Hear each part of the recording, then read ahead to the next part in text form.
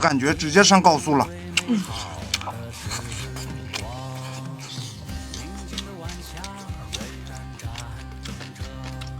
小姨子，我这个牛肉萝卜汤只放了一把咸盐，再放点这个狗枣和黄芪，味道就这么鲜美，这味道一望无际啊！但是姐夫，我的比你的还少，就放了盐和大葱，别的啥都没放。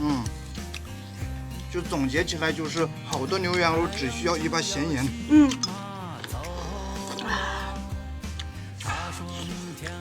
萝卜都入味了。